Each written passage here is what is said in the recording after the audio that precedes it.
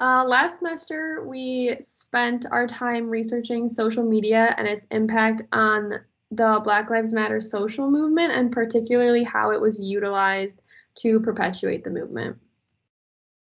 Some background on the Black Lives Matter movement. The hashtag first appeared online in 2012 after the murder of Trayvon Martin by a police officer.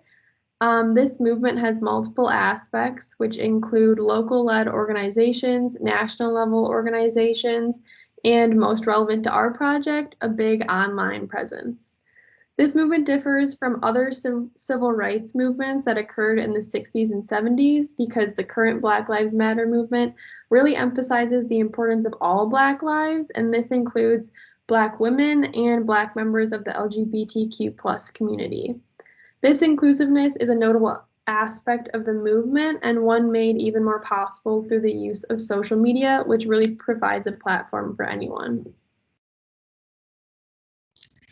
Okay, so for our methods for our project, we collected data from Twitter and we searched the hashtags Black Lives Matter and BLM, and we looked at it during 3 different time frames surrounding the death of George Floyd in the spring of 2020.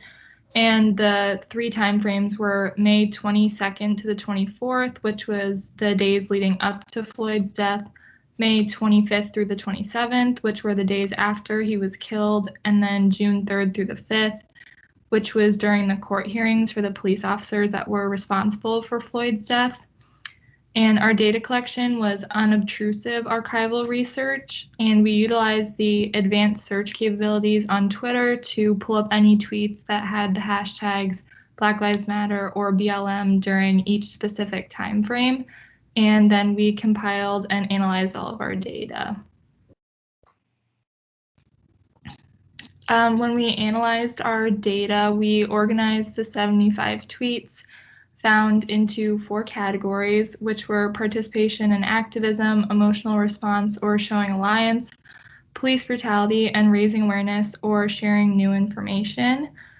And for the first time frame, May 22nd through the 24th, which was the days leading up to Floyd's death, emotional response and raising awareness were the 2 most popular themes, mainly because they encompass general awareness about the movement.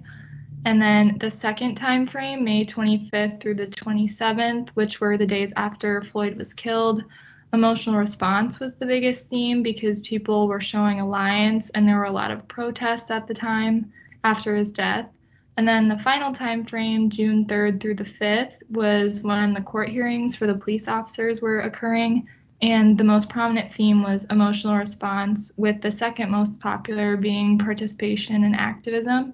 And this is really when the movement started to gain momentum, and there were a lot of emotional tweets and a lot of protesting.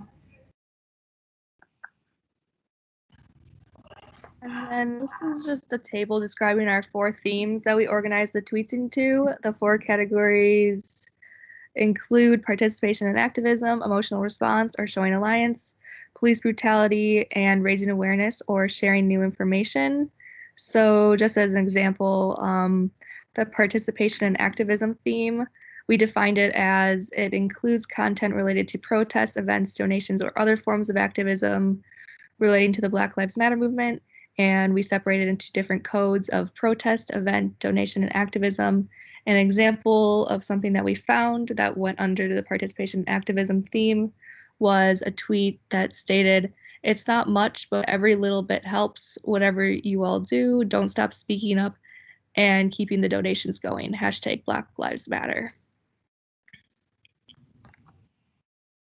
And then for our discussion, Nikita Carney conducted a study in 2016 that revealed that Twitter users must limit their posts to a specific number of characters, which would suggest that users attempt to utilize a small amount of words in order to capture attention. By using this theory, we argued that most Twitter users attempt to engage in the theme of emotional response. If Twitter users have an emotional response, they will be more likely to capture the attention of other Twitter users and effectively voice their own opinions. Overall, future research can continue to monitor social media's use and impact in regards to the Black Lives Matter movement to expand upon the themes we use within our own study and to create a longitudinal study from the first use of the hashtag, hashtag Black Lives Matter, up until today. Thank you. Thank you. Thank you.